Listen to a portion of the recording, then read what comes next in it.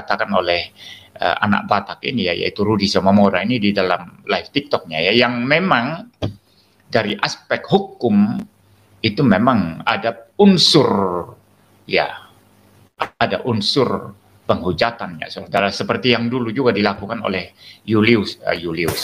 oleh Rudy Simamora ini, lalu kemudian dia ditangkap polisi lalu diperkarakan. Tolong kawan-kawan, rumahku dikepung orang Islam, tolong Pak Polisi. Padahal aku nggak ada mimpi. Ya Hadi, ya Bashir, ya Tabibi, Nabiyullah, khairul khalqi jami'an, lahu a'la manasibi wal marati, salatullah subhanallah. Bismillahirrahmanirrahim. Assalamualaikum warahmatullahi wabarakatuh. Kamu muslimin yang dirahmati Allah, semoga Allah senantiasa curahkan segala rahmat, segala nikmat yang berkepanjangan dan tiada kampung ujung dari dunia hingga akhirat. Nah, insyaallah dan Allah pun kumpulkan kita para kaum muslimin di bawah naungan aras Allah serta para nabi beserta para orang-orang yang Allah kasih, Allah sayangi, Allah cinta, insyaallah di bawah naungan aras Allah kelak di mana tiada naungan selain daripada naungannya, insyaallah. Amin amin Allahumma amin. Kaum muslimin, pada kesempatan sore menjelang malam ini saya akan mengunggah sebuah video di mana video ini mengesahkan tentang bagaimana pendeta MYM ya, pendeta MYM mengomentari tentang bagaimana anak Batak ya yang digeruduk massa, dan ternyata pendeta MYM ini mempunyai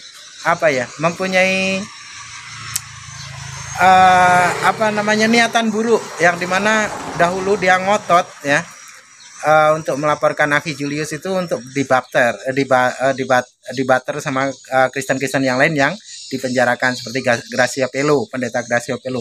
Nah, untuk saat ini nampaknya dia ketakutan dan jangan melapor.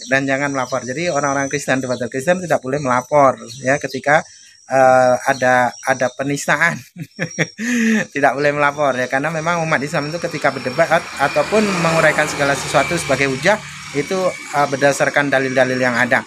Jadi pendeta MYM nampaknya sudah gelisah dia. Oke, demikian kaum muslimin videonya.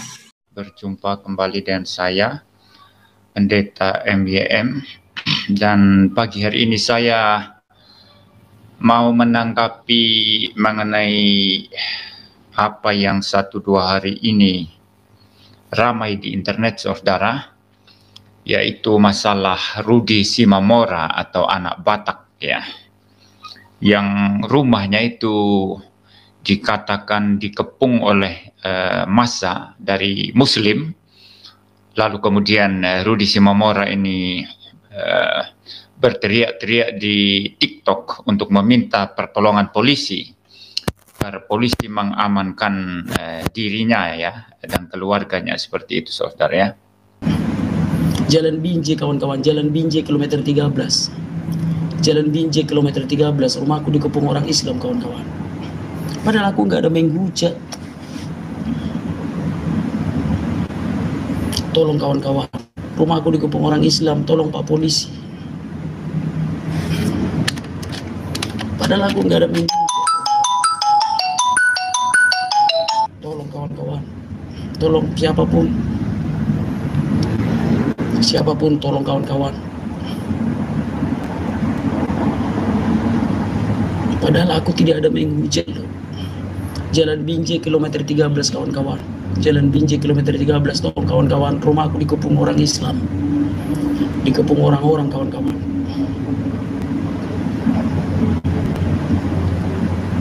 Padahal aku nggak ada menghujat.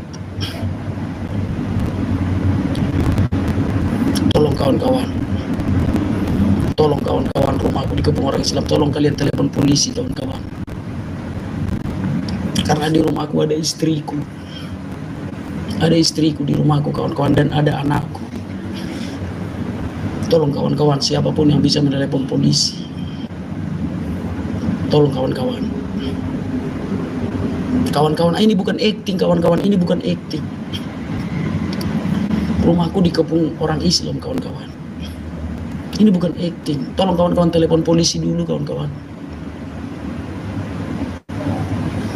Tolong kawan-kawan telepon polisi, siapapun telepon polisi kawan-kawan.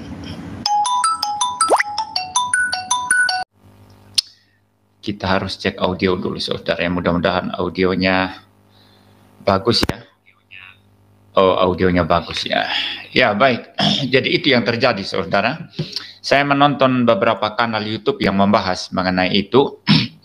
Dan di salah satu kanal YouTube saya melihat live, maksudnya ditampilkan live TikTok daripada Rudy Simamora ini, di mana dia berteriak-teriak minta tolong ya, sambil berkata, Tuhan Yesus tolong saya. Lalu kemudian dia berkata, Pak Polisi tolong saya, Pak Polisi tolong saya lagi dikepung ini di kilometer berapa begitu, jalan arah Binjai atau apa, saya tidak tahu saudara ya. Ya, itu di Sumatera Utara. Nah, ada beberapa catatan penting saya mengenai kasus Rudy anak Batak ini. Yang pertama saudara, sebagaimana saya sudah sampaikan dalam video saya yang beberapa hari lalu, yang membahas mengenai siapa namanya itu, Nora ya, Nora Aritonang ya, yang dilaporkan ke polisi, dan saya berkata tidak perlu dilaporkan ke polisi ya, karena kalau si Nora Aritonang ini dilaporkan ke polisi, nanti giliran YouTuber Kristen itu akan dilaporkan ke polisi atau akan bermasalah lah begitu ya. Dan saya sudah bisa memprediksi itu, dan setelah Nora Aritonang ini laporkan ke polisi, ya, maka kemudian ada masalah dengan Rudy Simamora ini, yaitu anak Batak ini saudara ya. Jadi tanggapan saya yang pertama-tama adalah seharusnya masalah debat antara agama ini nggak usah melibatkan polisi ya. Nah, ini khusus untuk yang Kristen saudara ya. Karena kalau saudara melapor ke polisi, kita ini minoritas ya. Mereka mempunyai sumber daya, kekuatan, resources lebih banyak ya, dan akses lebih banyak kepada pejabat-pejabat ya, kepada kepolisian dan lain sebagainya, sehingga jangan ada keadilan. Ya, pengertian akan ada keseimbangan seperti balance begitu ya. Saya ulang-ulang bercerita bahwa saya pernah melaporkan Julius HMC itu ke Polda Jatim ya, di Surabaya itu. Waktu itu beruntun YouTuber Kristen ditangkap ya, mulai dari MKC, kemudian Manubulu, kemudian si Rudy Simamora ini anak Batak ini ya, ini baru keluar penjara ini saudara ya, sudah bikin masalah lagi ya. Jadi Rudy Simamora ya, kemudian saat itu juga Pak Grecia Pelo. Ya, maka saya melaporkan Julius sebetulnya dengan satu misi agar ada keseimbangan, agar ada keadilan. Karena di pihak Islam, kalau kita mau perkarakan semua seperti Donditan, Ustadz Kainama, seperti Zuma, itu kena semua itu. Mereka itu penistaan agama Kristen. Mereka bilang Alkitab Kristen palsu, mereka bilang Yesus menikah, dan terutama siapa namanya itu, si Julius HMC dulu itu, dia memaki-maki Tuhan Yesus, dia menampilkan alat kelamin bahkan di thumbnail YouTube itu. Jadi mereka jauh lebih banyak sebetulnya kalau mau dilaporkan dan mau ditangkap itu ya. Semua itu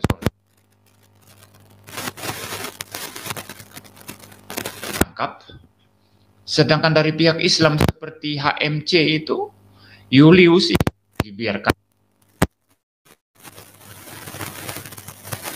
memaki-maki Tuhan Yesus di YouTube dia saudara. Maka saya melaporkan agar ada keadilan ya, jangan hanya tangkap yang Kristen, yang Islam kenapa nggak ditangkap begitu. Dan waktu itu juga saya memang ada tujuan kalau sampai Julius tersangkakan dan ditangkap, itu bisa menjadi daya tawar untuk Pak Grecia Pelo ya, seperti itu ya. Kalau bisa ya win-win solution lah ya. ya kita kalau mau lepas ya lepas begitu ya, kita bebaskan begitu ya, kita tarik laporan masing-masing begitu. Dan laporan saya itu saudara tidak pernah saya tarik, dan harusnya itu sudah naik ke tingkat penyidikan, dan Julius harusnya sudah ditersangkakan, tapi pengacara saya berkata entah kenapa polisi di Polda Jatim itu tidak melanjutkan kasus ini. Saya tidak tahu kenapa saudara ya. Nah itu tujuan saya melapor Julius dulu saudara, bukan tujuannya mau karena dia menista maka saya harus melapor, bukan itu sih sebetulnya. Lebih kepada masalah keadilan. Apa yang jangan hanya tangkap yang Kristen begitu ya. Yang Islam begitu banyak menghujat tidak ditangkap. Ya seperti itu saudara ya. Nah pada dasarnya saya tidak setuju ya lapor-melapor seperti ini, karena kalau Anda orang Kristen ikut lapor-melapor seperti ini, maka yang lebih banyak rugi saya percaya sekali yang Kristen ya. Kalau Anda lebih banyak rugi yang Kristen, ngapain melapor? Iya, ngapain melapor? Ya. Ya. Nah, di video yang membahas siapa namanya Nora Simatupang, Nora Aritonang itu yang menghujat Tuhan Yesus ya. Saya sudah bilang ya, lebih baik itu yang melapor ya. Itu kalau orang Kristen, bahkan di video yang membahas Ratu Entok juga itu ya, Ratu Entok ya. Saya bilang lebih baik kalau ada orang Kristen yang melapor, lebih baik menarik laporannya, itu tidak perlu yang seperti itu ya. Ya, dan sudah kelihatan sekarang ya, Rudi Simamora ini memang tidak ditangkap polisi saudara ya. Rudi Simamora ini tidak ditangkap polisi, tapi dikepung oleh massa Islam, ya massa Muslim mengepung rumahnya, lalu Rudi Simamora ini teriak-teriak di live TikToknya untuk minta polisi datang mengamankan dia, dan dia sudah diamankan polisi saat ini. Sudah diamankan polisi saat ini, saudara. Jadi ya kelihatannya yang mengepung rumahnya itu tidak akan diam, pasti mereka akan membuat laporan mengenai apa-apa yang dikatakan oleh anak Batak ini ya, yaitu Rudi Simamora ini di dalam live TikToknya ya, yang memang dari aspek hukum itu memang ada unsur ya, ada unsur penghujatan ya saudara, seperti yang dulu juga dilakukan oleh oleh Rudi Simamora ini, lalu kemudian dia ditangkap polisi, lalu diperkarakan, lalu kemudian masuk penjara. Dan ini sebetulnya dia baru keluar penjara, ini mungkin baru 1 tahun lah di luar ya, dia baru 1 tahun di luar. Nah ini bisa masuk lagi ini saudara ya, tetapi saya tidak mau soroti itu saudara ya. Jadi catatan saya yang pertama, ini untuk pihak Kristen ya, sebaiknya nggak usah lapor-melapor lah ya, karena kalau lapor-melapor akan lebih banyak korban dari pihak Kristen nanti, itu saja pesan saya. Ya akan lebih banyak korban dari pihak Kristen nanti ya. Coba dari pihak Islam berapa sih yang ditangkap, coba kita hitung. Yahya Waloni cuma 6 bulan. 6 bulan penghujat seumur hidupnya itu ya, bukan seumur hidup, sorry. Sejak dia mu'alaf itu dia terus menghujat iman Kristen itu, Yahya Waloni. Dilaporkan cuma 6 bulan. Sedangkan MKC masih di penjara saat ini. Saya belum dengar dia bebas ya. Jadi ya tidak bisa lah saudara ya, tidak bisa ya. Jadi lapor-melapor sebaiknya tidak usah ya. Nah itu yang pertama. Yang kedua, untuk saudara Rudi Simamora ini harusnya menurut saya belajar dari pengalaman kita. Kemudian bikin ulah lagi ya. Saya sedikit dengar itu live streaming dari Rudi Yohanes ya. Rudi Yohanes katanya sudah WA dia, tidak dibalas katanya. Sudah memperingatkan begitu ya, tapi tidak dibalas katanya. Diangkat teleponnya atau dibalas WA-nya itu setelah dia teriak-teriak minta tolong polisi amankan dia setelah rumahnya dikepung saudara ya. Jadi sudah diingatkan begitu, tapi dia tidak mau mendengarkan begitu ya. Dan bagi saya harusnya orang itu belajar dari pengalaman yang ada ya. Kan baru keluar penjara ya, kenapa bikin ulah lagi ya. Itu tanggapan saya yang kedua ya untuk Rudi Simamora dan untuk semua YouTuber Kristen, terutama yang suka membahas Islam. Kalau kami sih tidak ya. Kami tidak tertarik membahas Islam. Kami tidak tertarik membahas Muhammad, nabinya orang Islam. Kami tidak tertarik membahas Al-Quran. Kami tidak tertarik membahas Tuhannya orang Islam. Karena itu bukan agama kami ya. Kami hanya tertarik membahas Tuhan Yesus. Kami hanya tertarik membahas Alkitab, firman Allah ini. Kami hanya tertarik membahas Trinitas. Dan kami hanya tertarik untuk memberikan pembelaan-pembelaan iman terhadap serangan-serangan terhadap iman Kristen. Ya, tapi banyak YouTuber ini dan terutama rata-rata mereka ini tidak sekolah formal, tidak belajar teologi formal, dan saya tidak tahu tiba-tiba muncul dari mana-mana itu ya. Ada yang cewek-cewek dandanan menor begitu ya. Ada yang laki-laki ya tapi tampilnya seperti perempuan gitu ya. Ya macam-macam lah saudara. Saya tidak jelas mereka sekolah di mana ini, tapi banyak digandrungi. Banyak digandrungi ya, diikuti oleh netizen Kristen ini.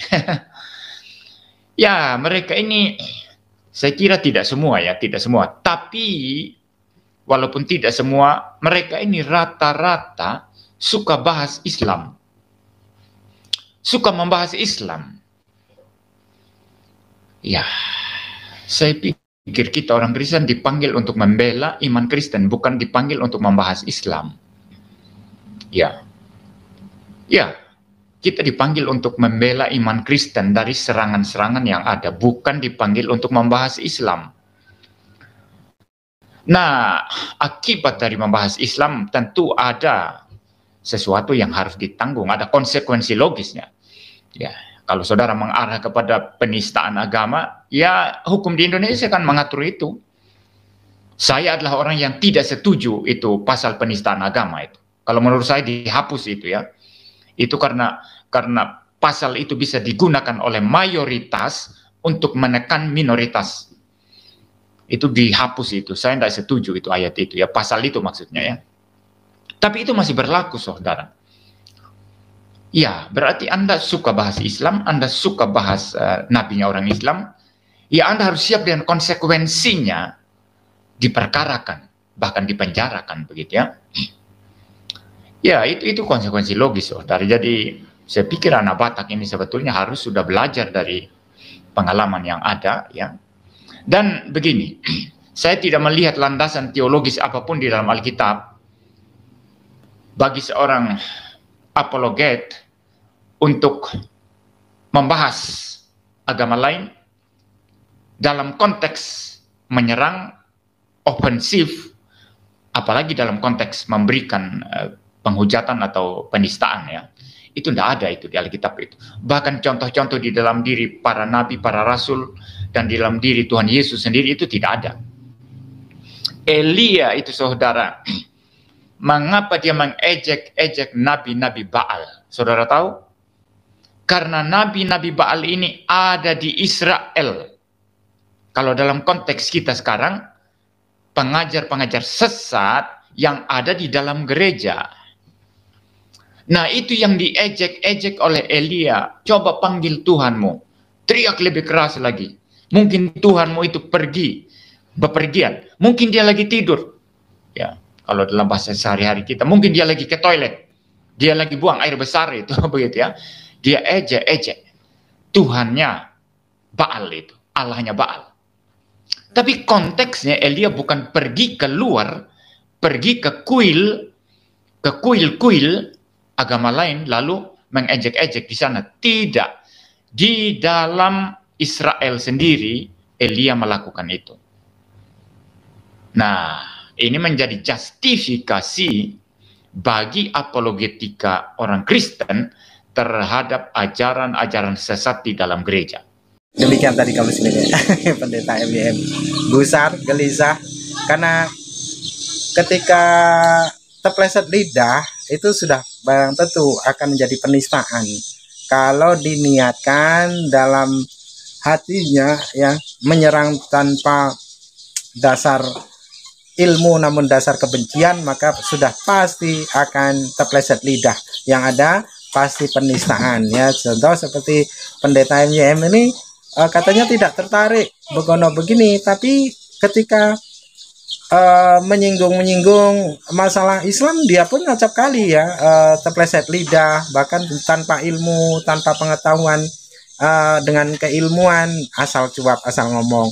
Pas ketika berdebat masalah ketauhidan pun, mana di Al-Quran itu ada kalimat, ya memang tidak ada secara eksplisit dengan terang ketauhidan itu, tauhid itu memang tidak ada, tapi arti dari ketauhidan itu kan mengesahkan Tuhan, gitu ya, mengesahkan Allah, mengesahkan sesembahan yang tiada dua, tiada tiga, ya, Tuhan itu satu. Itulah yang dikatakan ketauhidan, ya, mengesahkan, menunggalkan Allah, tidak ada menyekutukan bagi Allah itu sendiri, bagi Tuhan itu sendiri. Namun ya itulah orang-orang Kristen, tanpa ilmu menyerang membabi buta, yang pada akhirnya penistaan yang keluar dari lisannya. Oke, demikian saja kaum muslimin yang dapat saya sampaikan dan saya akhiri video ini. Wassalamualaikum warahmatullahi wabarakatuh.